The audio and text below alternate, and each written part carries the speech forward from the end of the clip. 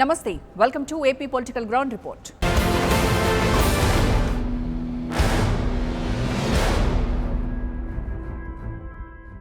ఆంధ్రప్రదేశ్లో త్వరలో election siren మోగనుంది.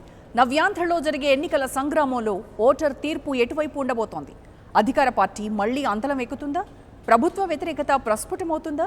ఏపీకి ప్రత్యేక హోదాపై నాటకాలకు ప్రజా తీర్పు తెరవేయబోతోందా? ప్రత్యామ్నాయ పవనాలే ప్రభంజనం సృష్టించబోతున్నాయా?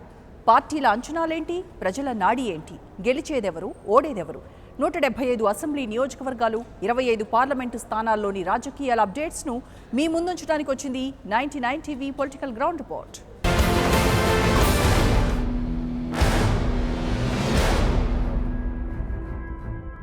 పాయకరావుపేట విశాఖ జిల్లాలోని 15 నియోజకవర్గాల్లో ఉన్న ఏకైక ఎస్సీ రిజర్వ్డ్ నియోజకవర్గం. దశాబ్దాలుగా టీడీపీకి కంచుకోట. వ్యక్తులకు అతీతంగా పార్టీ గుర్తుకు ఓటు వేసే ఈ నియోజకవర్గంలో సమస్యలు ఎక్కువ. ఎస్సీ రిజర్వ్ నియోజకవర్గం అయినప్పటికీ కాపులు అధికం. ఇక్కడి నాయకత్వాన్ని నిర్దేశించేది కాపులే. ప్రస్తుతం TDP fire brand Vangalapudi Anitha ఇక్కడ సిట్టింగ్ ఎమ్మెల్యేగా ఉన్నారు. ఈ ఎన్నికల్లో పాయకరావుపేటలో రాజకీయ పార్టీల వ్యూహాలు ఎలా ఉన్నాయో తెలుసుకునే ముందు ఈ నియోజకవర్గం పూర్వాపరాలను ఒకసారి చూద్దాం.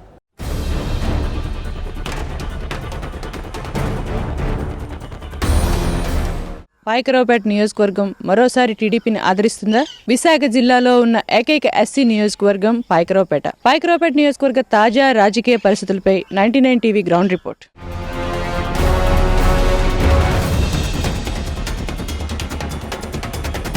పాయకరావుపేట నియోజకవర్గంలో ప్రధాన నీటి వనరులు తాండవ, వరాహ నదులు, పచ్చని కొబ్బరి, తమలపాకు తోటలతో, చేపల రొయ్యల చెరువులతో ఉంటుంది నియోజకవర్గం. మామిడి, జీడి తోటలు కూడా అధికమే. మరోవైపు నదీ తీర ప్రాంతాల్లో చిరుధాన్యాలు పండుతాయి. ఇక పారిశ్రామికంగా హెటిరో, డంకన్ డ్రగ్స్ వంటి పరిశ్రమలు ఉన్నాయి. మరోవైపు నేషనల్ హైవేకి ఆనుకుని ఉండటం, రైలు మార్గం కూడా అందుబాటులో ఉండటం ఈ నియోజకవర్గానికి కలిసి వచ్చే అంశం. నక్కపల్లి, పాయకరావుపేట, కోటఊరట్ల, ఎస్రాయివరం 4 మండలాలతో కూడి ఉంటుంది పాయకరావుపేట నియోజకవర్గం. 2,08,000కు పైగా ఓటర్లున్న ఈ ప్రాంతంలో కాపులు, యాదవులు, ఎస్సీలు, మత్స్యకారులు ఉన్నారు. జిల్లాలో ఏకైక ఎస్సీ నియోజకవర్గం అయినప్పటికీ ఇక్కడ కాపులే అధికం.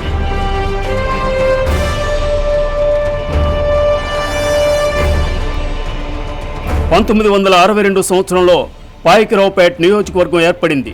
ఆ సంవత్సరంలో జరిగిన ఎన్నికల్లో సిపిఐకి చెందిన మందే పిచ్చయ్య, కాంగ్రెస్ పార్టీకి చెందిన ముత్యాల పోతురాజు మీద విజయం సాధించారు. ఇప్పటికి 13 సార్లు ఈ నియోజకవర్గానికి ఎన్నికలు జరిగాయి. తెలుగుదేశం పార్టీ 6 సార్లు, కాంగ్రెస్ పార్టీ 4 సార్లు, సిపిఐ, వైసీపీ, ఇండిపెండెంట్ ఒక్కొక్కసారి విజయం సాధించాయి.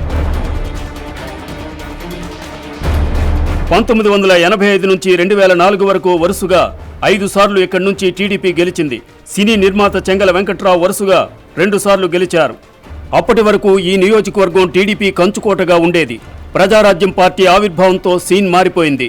కుల సమీకరణాల దృష్ట్యా ఇక్కడ 2009లో ప్రజారాజ్యం మద్దతుతో కాంగ్రెస్ అభ్యర్థి గొల్ల బాబురావు చెంగల వెంకట్రావు మీద విజయం సాధించారు. వైఎస్ రాజశేఖర రెడ్డి చనిపోయిన తరువాత వైసీపీలో చేరారు గొల్ల బాబురావు. 2012లో రాజీనామా చేసి ఉప ఎన్నికల్లో గెలిచారు.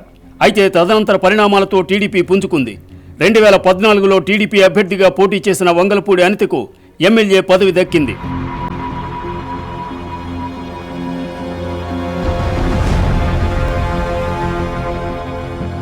రాజకీయంగా అనుభవం లేకపోయినా, స్థానికురాలు కాకపోయినా 2014 ఎన్నికల్లో వంగలపూడి అనిత విజయం సాధించారు. అయితే ఆమె మీద ప్రజలు పెట్టుకున్న నమ్మకాన్ని ఎంతవరకు నిలబెట్టుకున్నారు? ఇచ్చిన హామీల్లో ఎన్నింటిని నెరవేర్చారు? ఈ ప్రశ్నలకు ప్రజల నుంచి ఎలాంటి సమాధానాలు వస్తున్నాయి?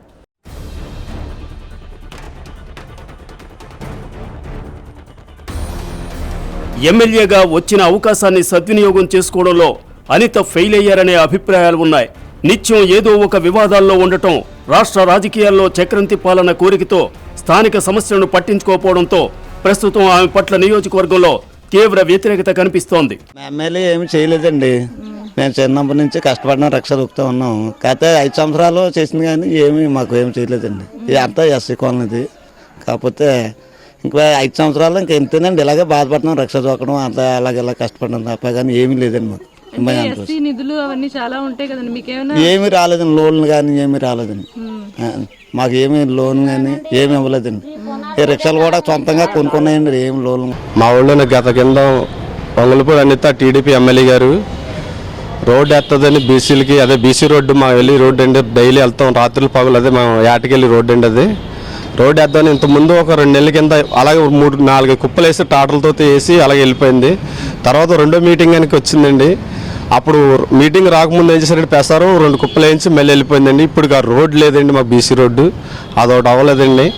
తర్వాత 2 వేసామండి, బాత్రూమ్లు అన్యాయం చాలా జరిగిందండి.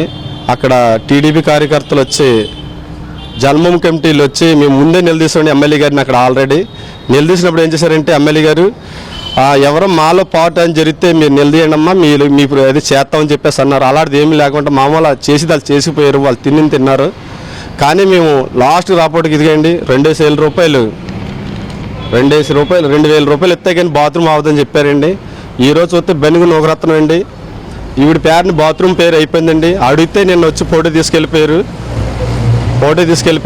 బిల్లు అడిగితే బిల్లు ఆవిడకి చెందలేదని చెప్పేసి అన్నది. మరి ఈ 15,000 రూపాయలు మీరు జన్మ కమిటీలు తీసుకున్నారండి. తీసుకుంటే మేము అలాగా అని వాళ్ళు దౌర్జన్యాలు చేస్తున్నారండి. ఇలాంటి అన్యాయం చేయకుండా మరి ఇలాంటి ప్రభుత్వాలన్నీ దొలగొట్టాలని.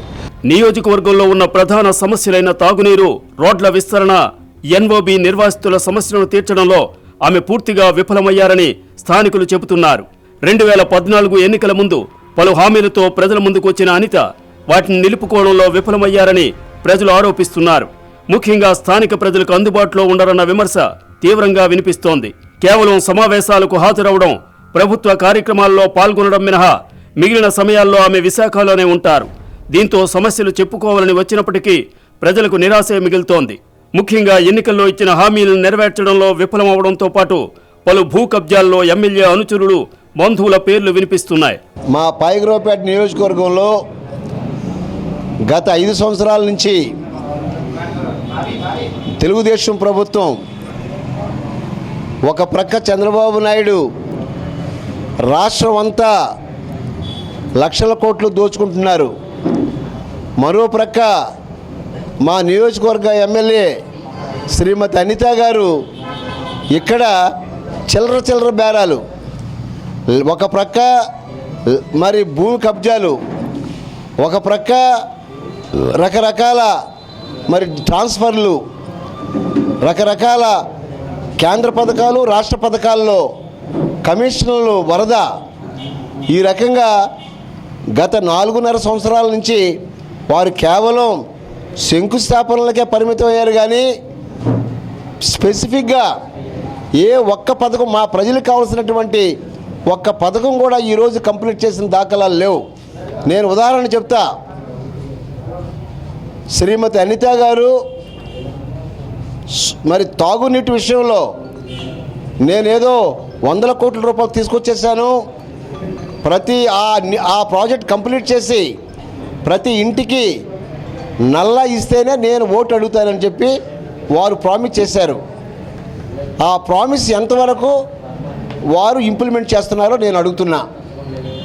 అలాగే మన పోలవరం పక్క మరి మంత్రులు కానీ అనిత గారు కానీ చిరకాల వాంఛ మా నియోజకవర్గ ప్రజలకి ఒక ప్రభుత్వ డిగ్రీ కళాశాల అనేది ఇంతవరకు ఎవరు పట్టించుకున్న నాదుడు లేడు.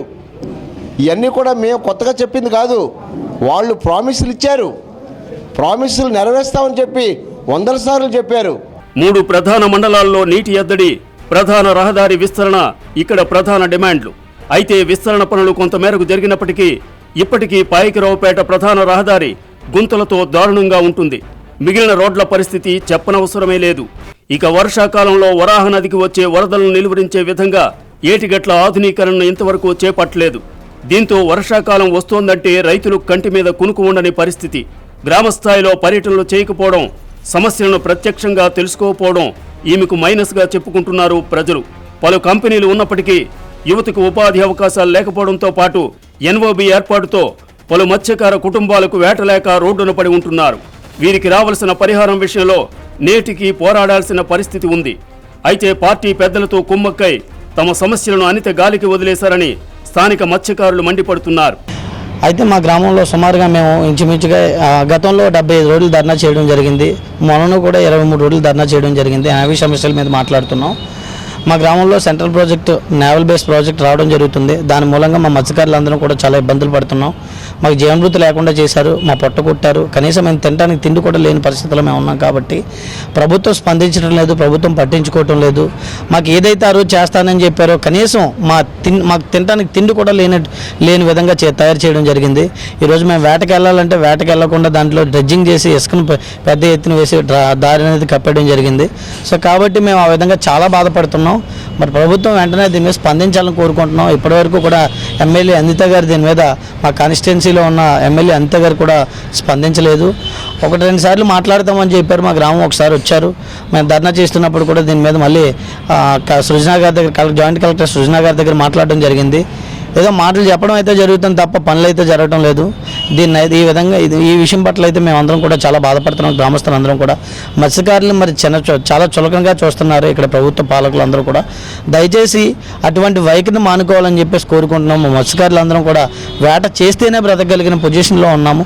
మాకు ఏ వృత్తి తెలియదు, ఏ పని తెలియదు, వేట చేసి జీవనం సాగించే స్థాయిలో ఉన్నాం. కాబట్టి మరి అలాంటి వేటను మాకు దూరం చేయకుండా మాకు ఆ రోజు ఏదైతే కాంపన్సేషన్ ఇస్తానన్నారో డిఫెన్స్ వాళ్ళు, మరి కలెక్టర్ గారి సమక్షంలో ఏవైతే 13 ఒప్పందాలు జరిగాయో మరి ఆ 13 ఒప్పందాల్లో కనీసం ఒక్కడు కూడా పూర్తి చేయలేదు. కాబట్టి 13 ఒప్పందాల్లో తక్షణమే చేయాలని చెప్పేసి కోరుకుంటున్నామండి. వంగలపూడి అనిత ప్రజలకు ఇచ్చిన హామీలు ఎన్నో నెరవేర్చలేదు.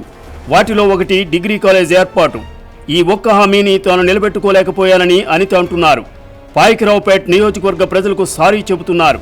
నేను అప్పుడు ఎన్నికల హామీలు ఇచ్చి నేను ఒకటి తప్పింది ఏంటంటే ఒక డిగ్రీ కాలేజ్ ఒకటి తేలేకపోయాను. దానికి నేను పాయకరావుపేట ప్రజలందరికీ కూడా క్షమాపణ కోరుతున్నాను. 1-6 హామీలు నెరవేర్చలేదు గాని తాను పాయకరావుపేట నియోజకవర్గాన్ని ఎంతో అభివృద్ధి చేశానని అనిత చెప్పుకొస్తున్నారు.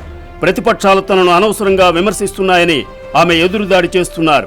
ఈ రోజు వరకు సుమారుగా 1000 కోట్ల పైన అభివృద్ధి కార్యక్రమాలు గౌరవ ముఖ్యమంత్రి గారి దయవల్ల డెవలపింగ్ యాక్టివిటీస్ చేశామని చెప్పడానికి చాలా గర్వపడుతున్నామండి. అందులో భాగంగా ఎప్పటి నుంచో ఉన్న పెండింగ్ ఇష్యూస్, అందులో విధంగా ఫస్ట్ చూసుకుంటే మన ఉప్మాక టెంపుల్కి సంబంధించి టీడీటీ హ్యాండ్ ఓవర్ చేయడం, అదేవిధంగా టెంపుల్కి టీడీటీ హ్యాండ్ ఓవర్ చేయడమే కాకుండా ఒక 100 కోట్ల రూపాయలు పెట్టి దాని అభివృద్ధి కార్యక్రమాలు చేయడం అన్నది చాలా మెయిన్ కాన్సెప్ట్ అండి. దాంతో భాగంగానే నేను ఎలక్షన్లోకి వచ్చే టైంకి చాలామందికి ఇక్కడ వాటర్ ప్రాబ్లం చాలా ఎక్కువగా ఎదుర్కొనేవారు. దాన్ని కూడా నేను ఎలక్షన్ హామీల్లో ఇవ్వడం జరిగింది.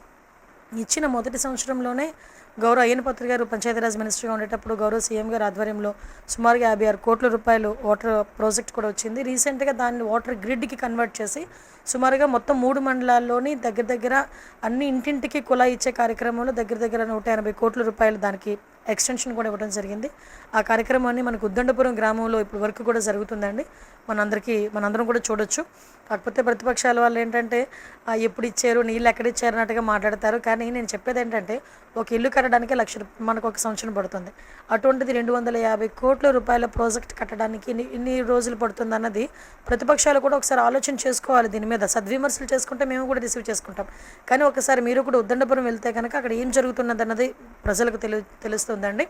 అదేవిధంగా ఎక్కడైనా మేజర్ పార్ట్లో 30 సంవత్సరాలుగా జరగని పనులన్నీ కూడా మొన్న మేము వచ్చిన తర్వాత 2014 ఎమ్మెల్యేలు అయిన తర్వాత సుమారుగా చీడిక రోడ్డు కానీ, జగ్గంపేట రోడ్డు కానీ, జల్లూరు బ్రిడ్జ్ కానీ, పందూరు బ్రిడ్జ్ కానీ, అదేవిధంగా తంగేడు బ్రిడ్జ్ కానీ అలాంటి రోడ్లు చూసుకుంటే మ్యాక్సిమం అన్ని రోడ్స్ 80% రోడ్స్ అయిపోయినాయి.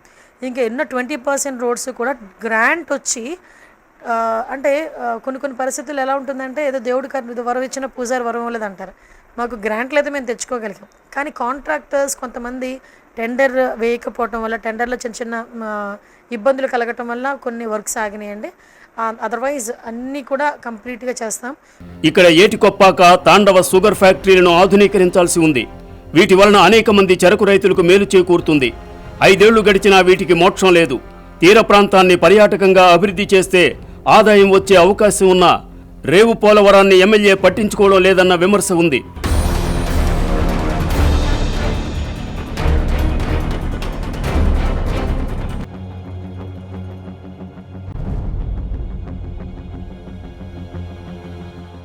ఎన్నో విమర్శలు, ఎన్నెన్నో ఆరోపణలు, ప్రజల నుంచి తీవ్ర వ్యతిరేకత అయినప్పటికీ టీడీపీ ఎమ్మెల్యే వంగలపూడి అనిత పాయకరావుపేట నియోజకవర్గం నుంచి మళ్లీ తానే గెలుస్తాననే ధీమాలో ఉన్నారు.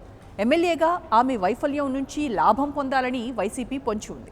కానీ నిజానికి పాయకరావుపేట నియోజకవర్గంలో గ్రౌండ్ రియాలిటీ మరోలా ఉంది. ప్రజల మనస్సులో ఒక నిశ్చిత అభిప్రాయం ఉంది.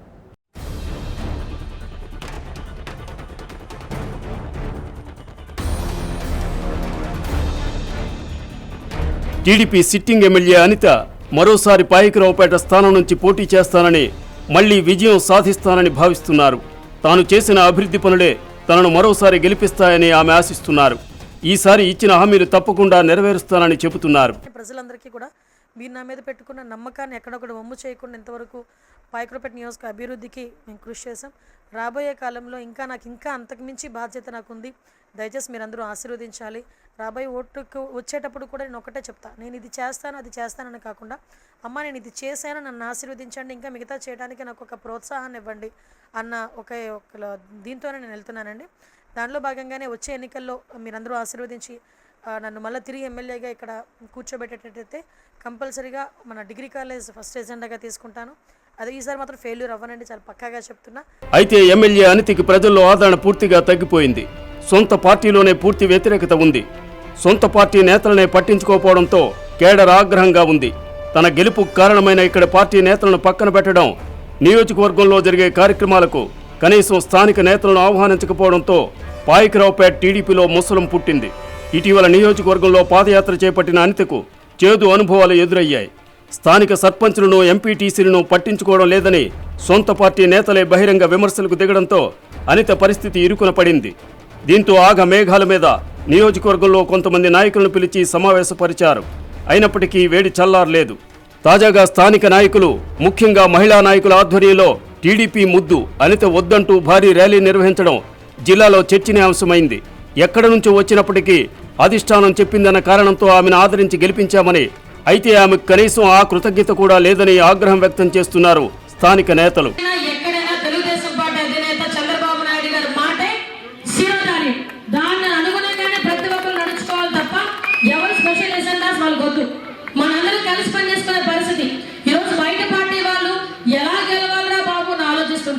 మనం గెలుస్తామని ధీమా ఉంచుకొని కూడా బయటకు వచ్చి రకంగా మాట్లాడుతూ ఉంటే చూసే వాళ్ళకి ఇబ్బంది, మనకి కూడా కొంచెం ఇబ్బంది అయిన పరిస్థితులు వస్తున్నాయి. తన కేడర్ని బలోపేతం చేసుకోలేని ఈమె రాష్ట్ర రాజకీయాల్లో చక్రం తిప్పే ప్రయత్నాలు చేయడం, కొన్నాళ్ల క్రితం మంత్రివర్గ విస్తరణలో ఈమెకు మంత్రి పదవి ఖాయమన్న ప్రచారం తప్ప నియోజకవర్గ అభివృద్ధిపై తనదైన మార్కు వేసుకోలేకపోయిన ఎమ్మెల్యేగా అనిత నిలిచిపోయారు. టీడీపీ కేడర్ తనకు పూర్తిగా రివర్స్ అయ్యారన్న విషయాన్ని అర్థం చేసుకున్న అనిత దిద్దుబాటు చర్యలు చేపట్టారు. అవి ఎంతవరకు ఫలిస్తాయన్నది డౌటే. కులం కార్డు అడ్డు పెట్టుకుని ప్రతిపక్ష పార్టీపై మాటల దాడి చేయడంలో ఎమ్మెల్యే అనిత సిద్ధాస్తురాలు. అయితే చాలాసార్లు ఆ మాటలే తిరిగి బూమ్రాంగ్లా ఆమె మీదకు వస్తుంటాయి. క్రిస్టియన్ అయి ఉండి ఆ విషయం దాచి టీటీడీ పాలక మండలి సభ్యురాలుగా ఎన్నికవడంతో విషయం తెలిసిన హిందూ వర్గాలు భొగ్గుమన్నాయి. దీంతో తనంతట తానుగా పదవిని త్యజించాల్సిన పరిస్థితి వచ్చింది. ఆ అంశం ఆమెకు పెద్ద మైనస్ అయింది. 5 ఏళ్ల కాలంలో అభివృద్ధిని పక్కన పెట్టి అవినీతి కేర్ ఆఫ్ అడ్రస్ గా మారారు అనిత. పనులు చేయకుండానే బిల్లులు పెట్టేసుకోవడం, రికార్డులు మార్చేసి యజమానులకు అందాల్సిన పరిహారాన్ని కాజేయడం, షిఫ్ట్ ఆపరేటర్, డీలర్ తదితర పోస్టులను రేటు కట్టి అమ్మేయడం, దళితులు అనుభవిస్తున్న భూములను ఆక్రమించుకోవడానికి ప్రయత్నించడం, అక్రమ ఇసుక తవ్వకాలు, రోడ్డు నిర్మాణాలలో అక్రమాలు, ఆఖరికి చెరువుల్లో పూడికలు తీసే మట్టి పనుల విషయంలో కూడా అవినీతికి పాల్పడుతూ అనుచరుల అండదండలతో రెచ్చిపోతున్న అనితకు ఈసారి టికెట్ రావడం డౌటే అంటున్నారు స్థానికులు. వైసీపీ నుంచి గొల్ల బాబురావు మరోసారి టికెట్ ఆశిస్తున్నారు. పార్టీ నాయకత్వం మనసులో ఏముందో ఎంతవరకు బయటకు రాలేదు. అలాగే ఈ నియోజకవర్గంలో కాంగ్రెస్, బీజేపీలకు బలం లేదు. 2014 ఎన్నికలకు ఇప్పటికీ పరిస్థితి పూర్తిగా మారిపోయింది. స్థానికంగా కాపు ఓటర్లు అధికంగా ఉండడంతో నియోజకవర్గం ఎస్సీలకు రిజర్వ్ అయినప్పటికీ కాపులదే హవా ఉంటుంది. దీంతో ప్రస్తుతం ఇక్కడ జనసేన మంచి స్వింగ్ మీద ఉంది. జనసేనాని పవన్ కళ్యాణ్ ఈ నియోజకవర్గంలో ఆ మధ్య పర్యటించినప్పటి నుంచి జనసేనకు ఆదరణ మరింత పెరిగింది.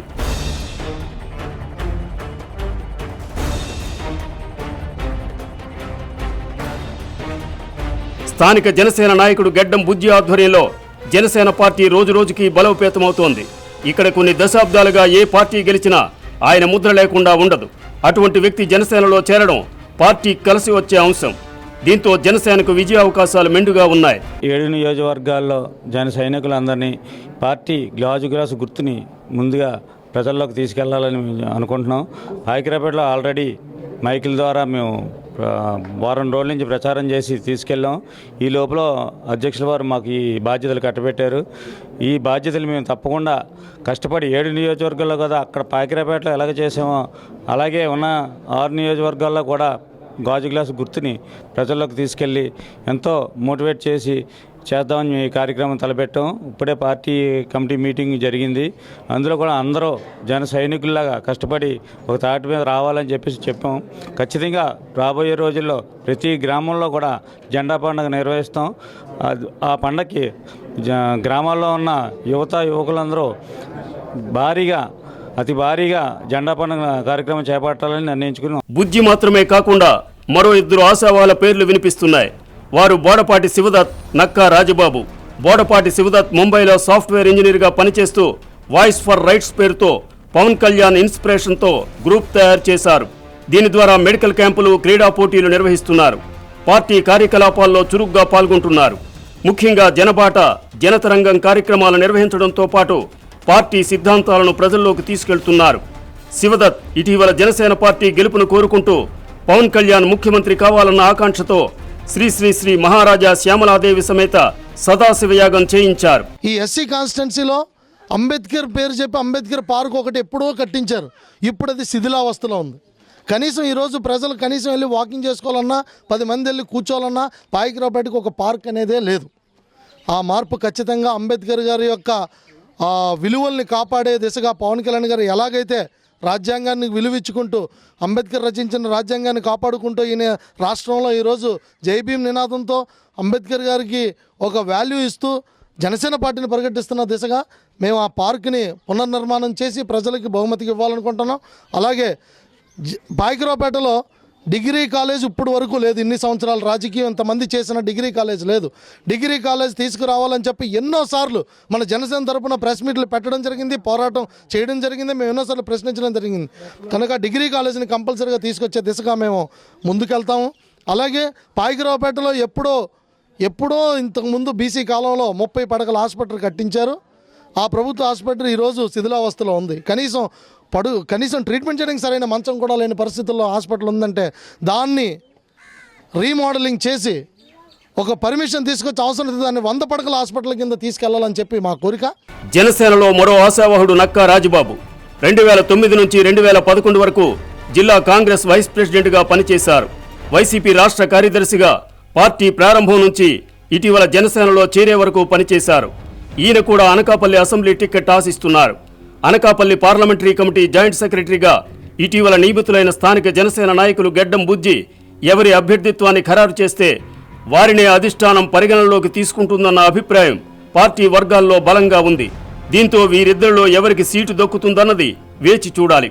పవన్ కళ్యాణ్ గారు సిద్ధాంతాలు, ఆశయాలు, ఆయన పెట్టిన మేనిఫెస్టో కానివ్వండి, లేదా అంబేద్కర్ గారి మీద, పూలే గారి మీద, దేశ నాయకులు ఎవరైతే ఉన్నారో వాళ్ళందరి మీద చూపిస్తున్న శ్రద్ధతో వాళ్ళ మీద ఉన్న పవన్ కళ్యాణ్ ప్రేమని అన్నీ చూసి నేను పవన్ కళ్యాణ్ గారి నాయకత్వంలో పనిచేయాలి చేస్తే నేను చాలా అంటే కాంగ్రెస్ పార్టీలో చాలా కాలం పనిచేశాను, వైఎస్ఆర్లో చాలా కాలం పనిచేశాను. కానీ పవన్ కళ్యాణ్ గారు ఆశయాలు బాగున్నాయి, ఆయన సిద్ధాంతాలు బాగున్నాయి, దేశ నాయకులు గౌరవించే విధానం బాగుండి, అన్నీ బాగుండి ఆ సిద్ధాంతాలు నచ్చి ఆయన నాయకత్వంలో పనిచేయాలనే ఉద్దేశంతో నేను మరి ఈ పార్టీలో రావడం జరిగింది. ఖచ్చితంగా మరి ఆయన నాయకత్వంలో మేము ఉన్నంత వరకు కూడా పవన్ కళ్యాణ్ నాయకత్వంలో పనిచేయడానికి నిర్ణయించుకుని ఈ పార్టీలో జాయిన్ అవ్వడం జరిగింది. తప్పనిసరిగా మరి ఆయన ఆశయాలను ముందుకు తీసుకెళ్తూ ప్రజల్లో తీసుకెళ్ళి ప్రజల దగ్గరికి తీసుకెళ్ళి ప్రజలతో మమేకమై మరి పవన్ కళ్యాణ్ గారి ఆశయాలని, సిద్ధాంతాలను తీసుకెళ్తామని చెప్పేసి తెలియజేసుకుంటున్నాను.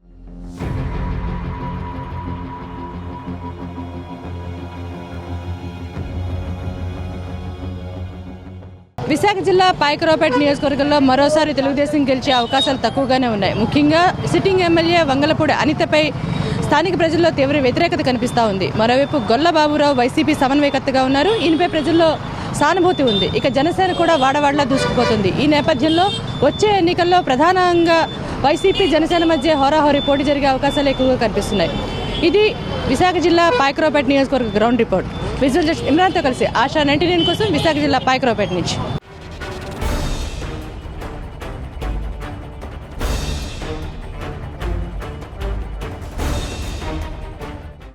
ఈసారి పాయకరావుపేట నియోజకవర్గంలో సిట్టింగ్ ఎమ్మెల్యేకు గెలుపు నల్లేరు మీద నడక కాదని తెలుస్తోంది. స్థానిక ప్రజలు, టీడీపీ నాయకత్వం ఆమెను పూర్తిగా వ్యతిరేకిస్తున్నారు. ప్రజల సమస్యలను పరిష్కరించడంలో విఫలమైన ప్రతిపక్ష వైసీపీ మీద కూడా జనం ఆగ్రహంగా ఉన్నారు. ఇప్పుడు అందరూ జనసేన వైపు చూస్తున్నారు. ఈ ఎన్నికల్లో త్రిముఖ పోటీ ఉన్న పాయకరావుపేటలో జనసేన విజయోత్సాహంతో ముందుకు దూసుకువెళ్తోంది. ఇది ఇవాల్టి ఏపీ పొలిటికల్ గ్రౌండ్ రిపోర్ట్. మరో రిపోర్ట్తో మళ్ళీ కలుద్దాం. నమస్తే. For more updates, please subscribe 99 TV Telugu.